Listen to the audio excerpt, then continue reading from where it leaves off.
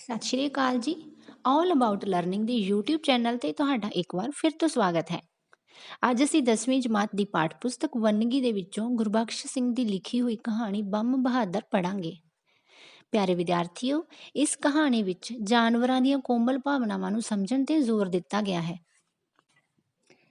ਅਕਸਰ ਹੀ ਅਸੀਂ ਜਾਨਵਰਾਂ ਦੀਆਂ ਭਾਵਨਾਵਾਂ ਦੀ ਕਦਰ ਨਹੀਂ ਕਰਦੇ, ਪਰੰਤੂ ਜਾਨਵਰਾਂ ਵਿੱਚ ਵੀ ਭਾਵਨਾਵਾਂ ਹੁੰਦੀਆਂ ਹਨ, ਫੀਲਿੰਗਸ ਹੁੰਦੀਆਂ ਹਨ, ਇਮੋਸ਼ਨਸ ਹੁੰਦੀਆਂ ਹਨ। ਤਾਂ ਫਿਰ ਆਓ ਦੇਖਦੇ ਹਾਂ ਕਹਾਣੀ ਵਿੱਚ ਕੀ ਵਾਪਰਦਾ ਹੈ।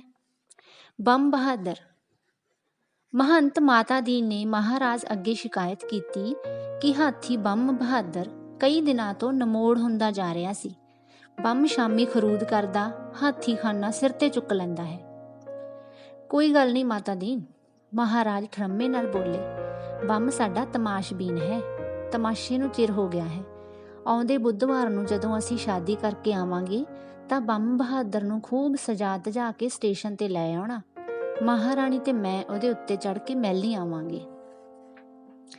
ਬੰਮ ਨਿਰਾ ਬਹਾਦਰ ਹੀ ਨਹੀਂ ਸੀ, ਹੱਦ ਦਰਜੇ ਦਾ ਅਣਖੀਲਾ ਹਾਥੀ ਸੀ। ਮਹਾਰਾਜ ਇਹਦੀ ਅਣਖ ਦੀ ਕਦਰ ਪਾਉਂਦੇ ਸਨ।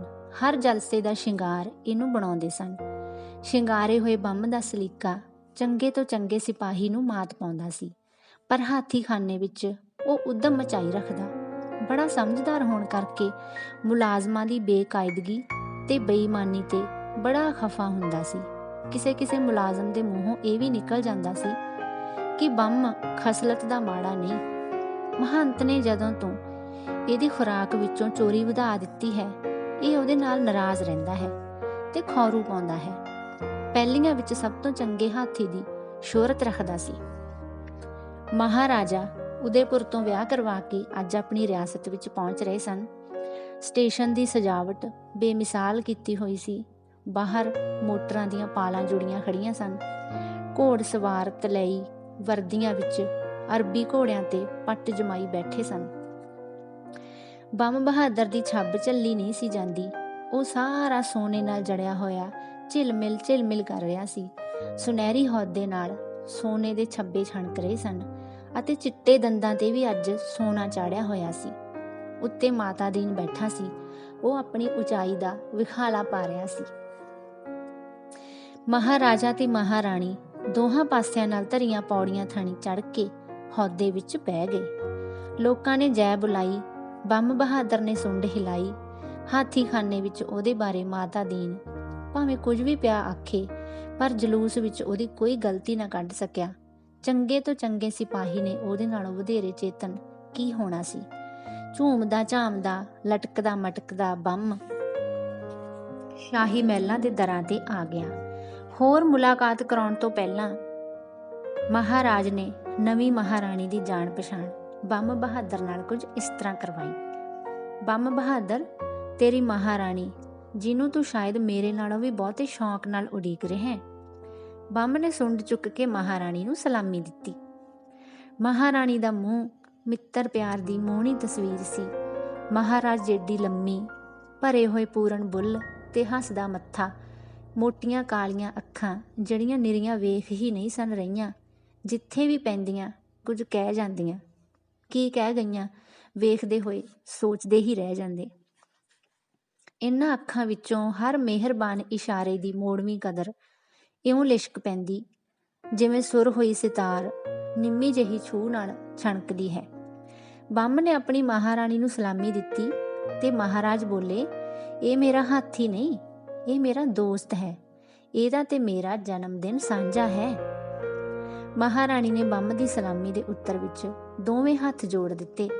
ਕਿਸੇ ਇਨਸਾਨੀ ਅੱਖ ਵਿੱਚ ਨਿਮਰ ਹੁਸਨ ਲਈ ਬੰਮ ਬਹਾਦਰ ਨਾਲੋਂ ਵਧੇਰੇ ਕਦਰ ਨਹੀਂ ਸੀ ਹੋ ਸਕਦੀ। ਸਾਡੇ ਬੰਮ ਵਿੱਚ ਕੋਈ ਰਸਿਕ ਰੂਹ ਵਸਦੀ ਹੈ, ਇਹ ਖੂਬ ਪਛਾਣਦਾ ਲੋਕਾਂ ਨੂੰ ਤੇ ਖਾਸ ਕਰ। ਮਹਾਰਾਜ ਨੇ ਮਹਾਰਾਣੀ ਵੱਲ ਜ਼ਰਾ ਡਿੰਗੀ ਨਜ਼ਰੇ ਤੱਕ ਕੇ ਹੌਲੀ ਜਿਹੇ ਆਖਿਆ, ਖਾਸ ਕਰਕੇ ਸੋਹਣੇ ਲੋਕਾਂ ਨੂੰ। ਸਜੀ ਧਜੀ ਮਹਾਰਾਣੀ ਨੇ ਅੱਖਾਂ ਚੁੱਕ ਕੇ ਮਹਾਰਾਜ ਵੱਲ ਵੇਖਿਆ ਤੇ ਫਿਰ ਬੰਮ ਵੱਲ। ਮਹਾਰਾਜਾ ਨਵੇਂ ਵਿਆਹ ਦੀਆਂ ਦਾਵਤਾਂ ਵਿੱਚ ਕਿੰਨੇ ਹੀ ਦਿਨ ਰੁੱਝੇ ਰਹੇ, ਹਾਥੀ ਖਾਨੇ ਵਿੱਚ ਆਪਣਾ ਹਫ਼ਤਾਵਾਰੀ ਫੇਰਾ ਵੀ ਨਾ ਪਾ ਸਕੇ। ਬੰਮ ਬਹਾਦਰ ਦੀ ਨਾਰਾਜ਼ਗੀ ਮਾਤਾ ਦੀਨ ਨਾਲ ਵੱਧਦੀ ਹੀ ਜਾ ਰਹੀ ਸੀ। ਉਹ ਹੁਣ ਉਹਦੇ ਆਖੇ ਬਿਲਕੁਲ ਵੀ ਨਹੀਂ ਸੀ ਲੱਗਦਾ। ਪਿਆਰੇ ਬੱਚਿਓ, ਮਾਤਾ ਦੀਨ ਉਸ ਮਹੰਤ ਦਾ ਨਾਂ ਹੈ ਜੋ ਬੰਮ ਬਹਾਦਰ ਦੀ ਸੰਭਾਲ ਕਰਦਾ ਸੀ।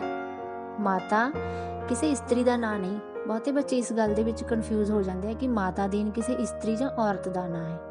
ਮਾਤਾ ਦੀਨ ਉਸ ਮਹੰਤ ਦਾ ਨਾਂ ਹੈ ਜੋ ਬੰਮ ਦੀ ਦੇਖਭਾਲ ਕਰਦਾ ਸੀ। ਇੱਕ ਦਿਨ ਮੌਕਾ ਤਾੜ ਕੇ ਮਾਤਾ ਦੀਨ ਨੇ ਮਹਾਰਾਜ ਅੱਗੇ ਫਿਰ ਸ਼ਿਕਾਇਤ ਕੀਤੀ ਤੇ ਸਲਾਹ ਦਿੱਤੀ ਕਿ ਬੰਮ ਹੁਣ ਸ਼ਾਹੀ ਮਰਿਆਦਾ ਨਹੀਂ ਨਿਭਾ ਸਕਦਾ, ਕੁਝ ਮਸਤ ਜਿਹਾ ਹੁੰਦਾ ਜਾ ਰਿਹਾ ਹੈ, ਇਸ ਲਈ ਇਸ ਨੂੰ ਚਿੜੀਆ ਘਰ ਵਿੱਚ ਭੇਜ ਦਿੰਦੇ ਹਾਂ। ਮਹਾਰਾਜ ਨੇ ਮਾਤਾ ਦੀਨ ਨੂੰ ਟੋਕ ਕੇ ਉਹਦੀ ਸਲਾਹ ਰੱਦ ਕਰ ਦਿੱਤੀ। ਨਹੀਂ, ਬੰਮ ਵਿੱਚ ਕੋਈ ਖਰਾਬੀ ਨਹੀਂ, ਮੈਂ ਉਹਦੇ ਵੱਲ ਪੂਰਾ ਧਿਆਨ ਨਹੀਂ ਦੇ ਸਕਿਆ। ਬੰਮ ਦੇ ਜਿਉਂਦਿਆਂ ਉਹਦੀ ਥਾਂ ਕੋਈ ਨਹੀਂ ਲੈ ਸਕਦਾ।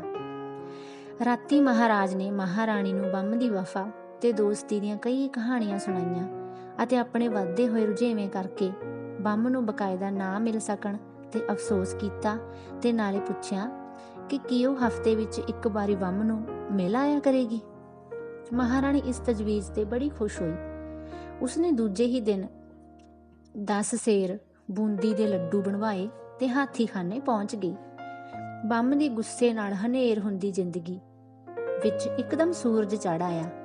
ਐਡੇ ਵੱਡੇ ਆਪੇ ਵਿੱਚ ਉਹ ਮਿਆਉਂਦਾ ਨਹੀਂ ਸੀ ਤੇ ਜਦੋਂ ਆਪਣੇ ਹੱਥੀਂ ਇੱਕ ਕਰਕੇ ਮਹਾਰਾਣੀ ਨੇ ਮੋਤੀਚੂਰ ਦੇ ਲੱਡੂ ਬੰਮ ਦੇ ਮੂੰਹ ਵਿੱਚ ਪਾਏ ਤਾਂ ਉਸਦਾ ਪਿੰਡੇ ਦਾ 1 ਇੰਚ ਮਾਸ ਫਰਕ ਰਿਹਾ ਸੀ। ਪੂਛਲ ਹਿੱਲ ਰਹੀ ਸੀ, ਕੰਨ ਫਟਫਟ ਕਰ ਰਹੇ ਸਨ ਤੇ ਸੁੰਡ ਕਦੇ ਮਹਾਰਾਣੀ ਦੇ ਪੈਰਾਂ ਤੇ ਕਦੇ ਮਹਾਰਾਣੀ ਦੇ ਹੱਥ ਛੂਹ ਲੈਂਦੀ ਸੀ। ਬੰਮ ਬਹਾਦਰ, ਮਹਾਰਾਣੀ ਨੇ ਫਰਕ ਦੀ ਸੁੰਡ ਉੱਤੇ ਦੋਵੇਂ ਹੱਥ ਫੇਰ ਕੇ ਆਖਿਆ, ਮਹਾਰਾਜ ਨੇ ਚਾਹਿਆ ਹੈ ਕਿ ਜਿਸ ਹਫ਼ਤੇ ਉਹ ਤੈਨੂੰ ਮਿਲਣ ਨਾ ਆ ਸਕਣ ਮੈਂ ਆਇਆ ਕਰਾਂਗੀ, ਪਰ ਉਹ ਚਾਹੁੰਦੇ ਹਨ ਕਿ ਹੁਣ ਤੇਰੀ ਕੋਈ ਵੀ ਸ਼ਿਕਾਇਤ ਉਹਨਾਂ ਕੋਲ ਨਾ ਜਾਵੇ। ਬੰਮ ਨੇ ਸੁੰਡ ਚੁੱਕ ਕੇ ਸਲਾਮੀ ਦਿੱਤੀ ਤੇ ਮਹਾਰਾਣੀ ਦੇ ਪੈਰਾਂ ਦੁਆਲੇ ਉਂਗਲੀ ਨਾਲ, ਸੁੰਡ ਦੀ ਉਂਗਲੀ ਨਾਲ ਇੱਕ ਚੱਕਰ ਖਿੱਚ ਦਿੱਤਾ। ਮਹਾਰਾਣੀ ਅਜੀਬ ਤੇ ਅਨੋਖੀ ਕੋਮਲਤਾ ਦੀ ਮਾਲਕ ਸੀ। ਉਹ ਹਰ ਨਮਸਕਾਰ ਦੇ ਉੱਤਰ ਵਿੱਚ ਉਸਦੇ ਹੱਥ ਆਪ ਮੁਹਾਰੇ ਹੀ ਜੁੜ ਜਾਂਦੇ ਸਨ। ਮਾਤਾ ਦੀਨ ਨੂੰ ਉਹਦੀ ਇਹ ਹਰਕਤ ਪਸੰਦ ਨਾ ਆਈ ਤੇ ਉਸਨੇ ਬੰਮ ਨੂੰ ਝਿੜਕਿਆ, ਪਰ ਮਹਾਰਾਣੀ ਨੇ ਮਾਤਾ ਦੀਨ ਨੂੰ ਬੜੀ ਮਜ਼ਬੂਤ ਆਵਾਜ਼ ਵਿੱਚ ਆਖਿਆ ਕਿ ਮੇਰੀ ਹਾਜ਼ਰੀ ਵਿੱਚ ਅੱਗੇ ਤੋਂ ਬੰਮ ਨੂੰ ਨਹੀਂ ਝਿੜਕਣਾ। ਉਸ ਸਾਰਾ ਦਿਨ ਮਾਤਾ ਦੀਨ ਦਾ ਰੌਂ ਵਿਗੜਿਆ ਰਿਹਾ, ਪਰ ਬੰਮ ਦੇ ਰੌਂ ਵਿੱਚ ਕੋਈ ਚਾਅ ਸੀ। ਉਸ ਇੱਕ ਵਾਰੀ ਮਾਤਾ ਦੀਨ ਨੂੰ ਗਹਿਰੀ ਅੱਖ ਨਾਲ ਵੇਖਿਆ, ਪਰ ਸ਼ਾਮੀ ਜਦ ਮਾਤਾ ਦੀਨ ਨੇ ਉਹਦੇ ਖਾਣੇ ਵਿੱਚੋਂ ਓਨੀ ਕੁ ਮਿਕਦਾਰ ਹੋਰ ਘਟਾ ਲਈ ਜਿੰਨੇ ਕਿ ਲੱਡੂ ਮਹਾਰਾਣੀ ਨੇ ਖਵਾਏ ਸਨ, ਤਾਂ ਬੰਮ ਨੂੰ ਮਣਾ ਮੂੰਹੀ ਗੁੱਸਾ ਚੜ੍ਹ ਗਿਆ। ਦੂਜੇ ਦਿਨ ਮਾਤਾ ਦੀਨ ਨੂੰ ਫਿਕਰ ਪੈ ਗਿਆ ਕਿ ਉਸਨੇ ਬੰਮ ਦਾ ਰਾਤਬ ਪੂਰਾ ਕਰ ਦਿੱਤਾ। ਮਹਾਰਾਣੀ ਬਿਨਾਂ ਨਾਗਾ ਪਾਏ ਹਰ 7ਵੇਂ ਦਿਨ ਹਾਥੀਖਾਨੇ ਆਉਂਦੀ ਤੇ ਜਿਹੜਾ ਅਨੋਖਾ ਚਾਅ ਬੰਮ ਉਹਦੀ ਹਾਜ਼ਰੀ ਵਿੱਚ ਦੱਸਦਾ, ਉਹਦੀ ਕਦਰ ਮਹਾਰਾਣੀ ਦੇ ਦਿਲ ਵਿੱਚ ਹਮੇਸ਼ਾ ਵੱਧਦੀ ਗਈ। ਮਹਾਰਾਣੀ ਦੇ ਦਿਲ ਵਿੱਚ ਇਸ ਹੈਵਾਨੀ ਪਿਆਰ ਦਾ ਫਖਰ ਵੀ ਵੱਧਦਾ ਗਿਆ।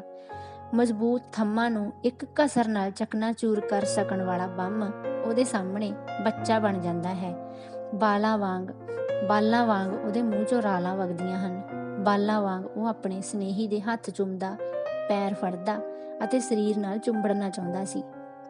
ਆਪਣੀ ਸੁੰਡ ਉਹਦੇ ਦੁਆਲੇ ਪਾ ਖੜੀ ਖੜੋਤੀ ਮਹਾਰਾਣੀ ਨੂੰ ਚੁੱਕ ਕੇ ਉਹ ਆਪਣੇ ਮੱਥੇ ਤੇ ਧਰ ਲੈਂਦਾ। ਕਦੇ ਕਿਸੇ ਮਾਂ ਨੇ ਆਪਣੇ ਬੱਚੇ ਨੂੰ ਵਧੇਰੇ ਅਡੋਲ ਇੰਜ ਨਹੀਂ ਚੁੱਕਿਆ ਹੋਣਾ।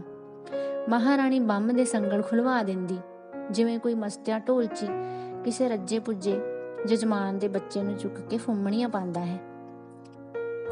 ਥਾਣ ਉੱਤੇ ਮੁੜ ਕੇ ਉਹ ਪਹਿਲਾਂ ਸੁੰਡ ਨਾਲ ਸਲਾਮੀ ਦਿੰਦਾ, ਫਿਰ ਸੁੰਡ ਮਹਾਰਾਣੀ ਦੇ ਪੈਰਾਂ ਵੱਲ ਖੜਦਾ।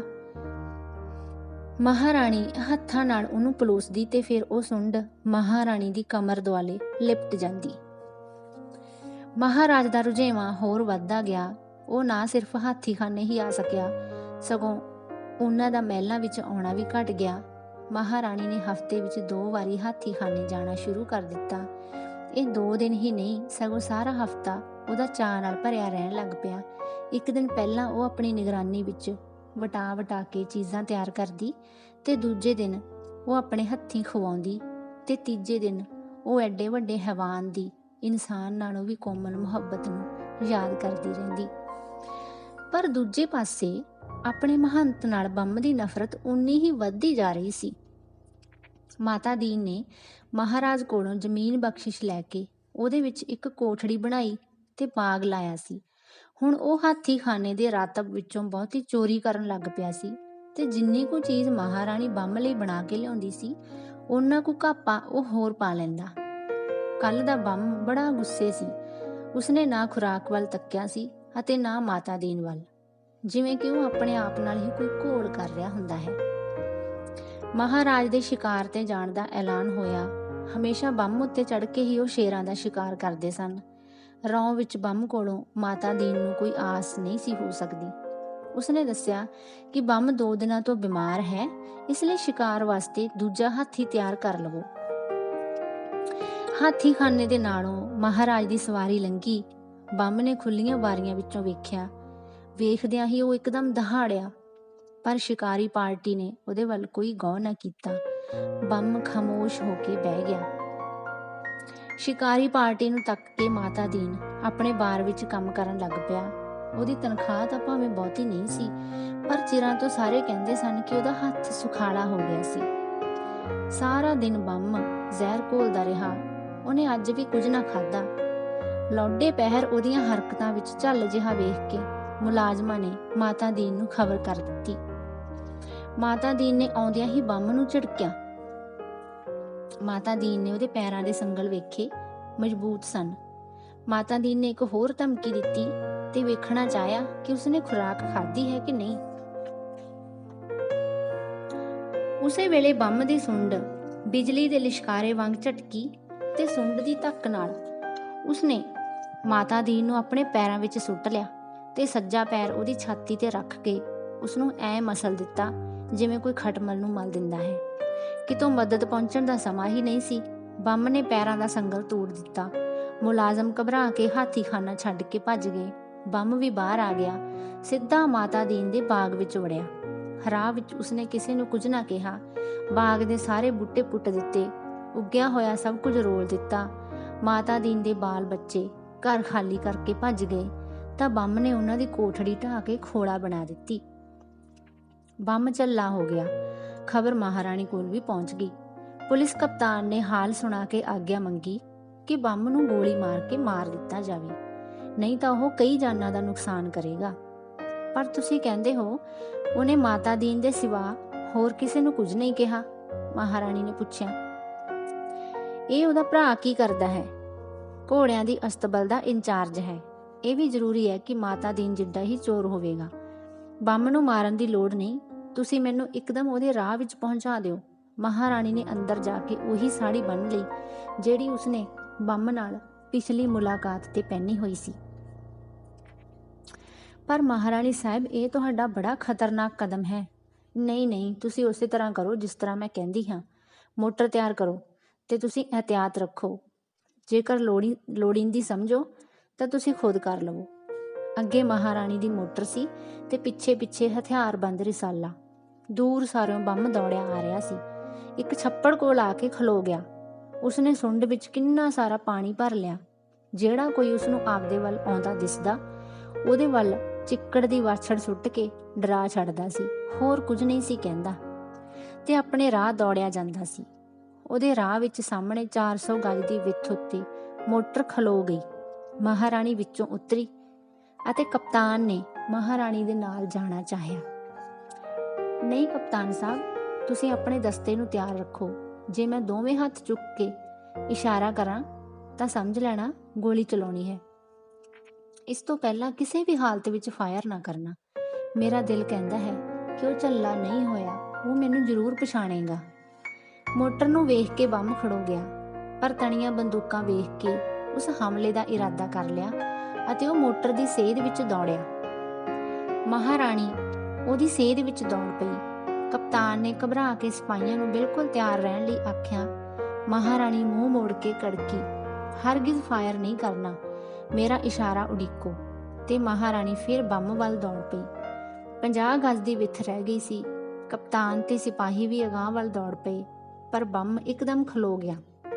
ਮਹਾਰਾਣੀ ਨੇ ਖਲੋ ਕੇ ਸਿਪਾਹੀਆਂ ਨੂੰ ਪਿਛਾਂਹ ਰਹਿਣ ਦਾ ਹੁਕਮ ਦਿੱਤਾ। ਬੰਮ ਨੇ ਚੇਤੰਨ ਹੋ ਕੇ ਸਲਾਮੀ ਦਿੱਤੀ। ਮਹਾਰਾਣੀ ਨੇ ਹੱਥ ਜੋੜੇ, ਪਰ ਬੰਮ ਨੇ ਹੱਥਾਂ ਨੂੰ ਛੂਹਿਆ ਨਾ। ਮੈਂ ਵੇਖਦੀ ਹਾਂ ਮੇਰੇ ਬੰਮ ਬਹਾਦਰ, ਤੇਰੀ ਸੁੰਡ ਅੱਜ ਸਾਫ਼ ਨਹੀਂ ਹੈ। ਬਿਨਾਂ ਛੂਹੇ ਤੇਰੀ ਛੋਹ ਮੈਨੂੰ ਪਹੁੰਚ ਗਈ ਹੈ। ਪਰ ਤੂੰ ਮੈਨੂੰ ਦੱਸ, ਤੇਰਾ ਇਸ ਤਰ੍ਹਾਂ ਦਾ ਹਾਲ ਕਿਸਨੇ ਕੀਤਾ? ਬੰਮ ਨੇ ਮਹਾਰਾਣੀ ਦੇ ਪੈਰਾਂ ਦੁਆਲੇ ਆਪਣੀ ਸੁੰਡ ਨਾਲ ਇੱਕ ਨਹੀਂ ਕਈ ਚੱਕਰ ਵਾਹੇ। ਜੇਕਰ ਉਹ ਇਹਨਾਂ ਚੱਕਰਾਂ ਵਿੱਚ ਆਪਣੇ ਇੰਨੇ ਵੱਡੇ ਦਿਲ ਦੀ ਵੇਦਨਾ ਨੂੰ ਦੱਸਣਾ ਚਾਹੁੰਦਾ ਸੀ। ਉਹ ਬੰਮ ਬਹਾਦਰ, ਤੇਰੇ ਦਿਲ ਦਾ ਕੁਝ ਵੀ ਇਸ ਵੇਲੇ ਮੇਰੇ ਕੋਲੋਂ ਲੁਕਿਆ ਹੋਇਆ ਨਹੀਂ। ਤੂੰ ਝੱਲਾ ਨਹੀਂ, ਤੂੰ ਦੁਖੀ ਹੈ। ਨਫ਼ਰਤ ਤੇ ਸਾੜੇ ਨੇ ਤੇਰੀ ਸੋਹਣੀ ਆਤਮਾ ਨੂੰ ਤਾਪ ਚੜਾ ਦਿੱਤਾ ਹੈ। ਮੈਂ ਜਾਣਦੀ ਹਾਂ, ਮੈਂ ਨਫ਼ਰਤ ਨੂੰ ਵੀ ਜਾਣਦੀ ਹਾਂ। ਬੰਮ ਨੇ ਇੱਕ ਹੋਰ ਚੱਕਰ ਉਹਦੇ ਪੈਰਾਂ ਦੁਆਲੇ ਖਿੱਚਿਆ। ਮਹਾਰਾਣੀ ਨੇ ਬੰਮ ਦੀਆਂ ਅੱਖਾਂ ਵਿੱਚ ਤੱਕਿਆ, ਉਹਨੂੰ ਜਾਪਿਆ ਜਿਵੇਂ ਉਹ ਰੋ ਰਿਹਾ ਹੋਵੇ। ਤੂੰ ਕਿੱਥੇ ਜਾ ਰਿਹਾ ਸੀ ਬੰਮ? ਮਾਤਾ ਦੀਨ ਦੇ ਭਰਾ ਦੇ ਘਰ? ਉਸਨੇ ਵੀ ਤੈਨੂੰ ਦੁਖਾਇਆ ਸੀ? ਕੋਈ ਗੱਲ ਨਹੀਂ ਬੰਮ ਬਹਾਦਰ, ਦਿਲਾਂ ਵਿੱਚ ਈਰਖਾ ਦਾ ਲਾਗ ਲਾਉਣ ਵਾਲੇ ਮੌਤ ਨਾਲ ਖੇਡਦੇ ਨੇ। ਹੁਣ ਮੈਂ ਵੇਖਾਂਗੀ, ਤੈਨੂੰ ਕੋਈ ਦੁਖੀ ਨਹੀਂ ਕਰੇਗਾ। ਚੋਰ ਤੇ ਚੂਲੀਏ ਤੇਥੋਂ ਦੂਰ ਹਟਾਏ ਜਾਣਗੇ। ਤੇਰੀ ਸੁੱਚੀ ਹੈਵਾਨੀਅਤ ਨੂੰ ਚੋਰ ਇਨਸਾਨੀਅਤ ਦੀ ਸਾਜ਼ਿਸ਼ਾਂ ਤੋਂ ਮੈਂ ਬਚਾ ਕੇ ਰੱਖਾਂਗੀ। ਬੰਮ ਇਹ ਲਖੜੋਤਾ ਸੀ। ਜੇ ਉਸ ਵੇਲੇ ਉਸਨੂੰ ਆਪਣੀ ਮੈਲੀ ਸੁੰਡ ਦਾ ਅਹਿਸਾਸ ਨਾ ਹੁੰਦਾ ਤਾਂ ਉਹਨੂੰ ਆਪਣੇ ਜਜ਼ਬੇ ਸਮਝਾ ਸਕਣ ਦੀ ਚੰਗੀ ਜਾਚ ਸੀ।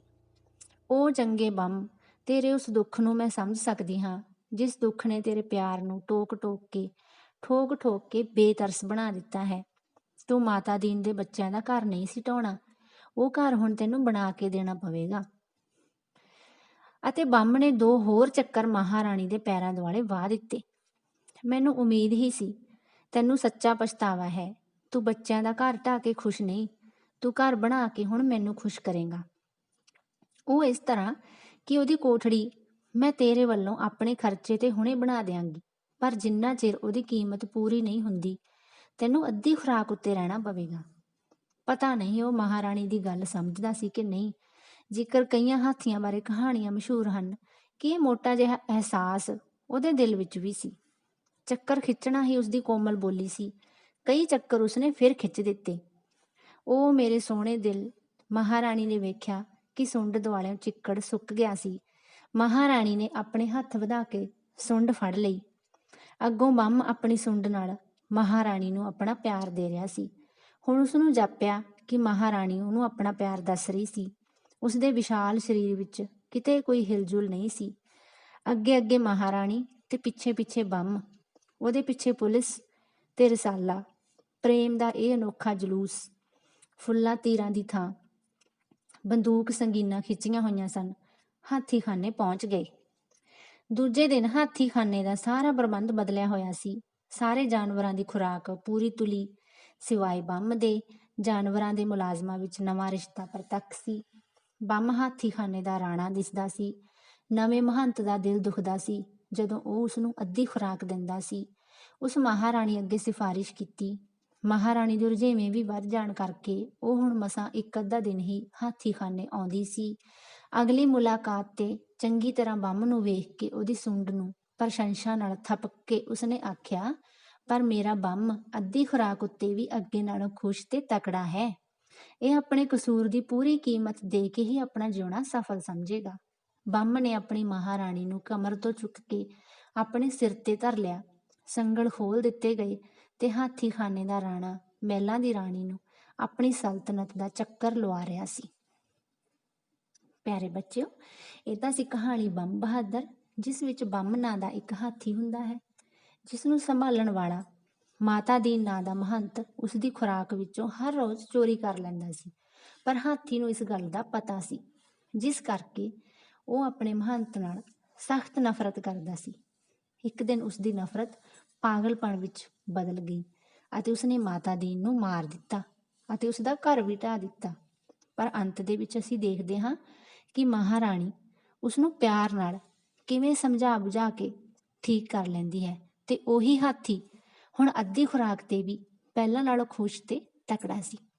ਸੋ ਪਿਆਰੇ ਬੱਚਿਓ, ਕੀ ਸਮਝ ਆਈ ਕਿ ਇਸ ਕਹਾਣੀ ਵਿੱਚ ਸਾਨੂੰ ਜਾਨਵਰਾਂ ਦੀਆਂ ਭਾਵਨਾਵਾਂ ਦੀ ਕਦਰ ਕਰਨ ਬਾਰੇ ਦੱਸਿਆ ਗਿਆ ਹੈ। ਅਸੀਂ ਅਕਸਰ ਹੀ ਜਾਨਵਰਾਂ ਦੀਆਂ ਭਾਵਨਾਵਾਂ ਨੂੰ ਨਜ਼ਰਅੰਦਾਜ਼ ਕਰ ਦਿੰਦੇ ਹਾਂ। ਅਜਿਹਾ ਨਹੀਂ ਕਰਨਾ ਚਾਹੀਦਾ। ਜਾਨਵਰ ਵੀ ਓਨੇ ਹੀ ਕੋਮਲ ਹੁੰਦੇ ਹਨ, ਓਨੇ ਹੀ ਭਾਵਨਾਵਾਂ ਨਾਲ ਭਰੇ ਹੁੰਦੇ ਹਨ। ਸਾਨੂੰ ਉਹਨਾਂ ਦੀਆਂ ਭਾਵਨਾਵਾਂ ਸਮਝਣੀਆਂ ਚਾਹੀਦੀਆਂ ਨੇ ਅਤੇ ਉਹਨਾਂ ਦੀ ਕਦਰ ਵੀ ਕਰਨੀ ਚਾਹੀਦੀ ਹੈ। ਬਹੁਤ ਬਹੁਤ ਧੰਨਵਾਦ।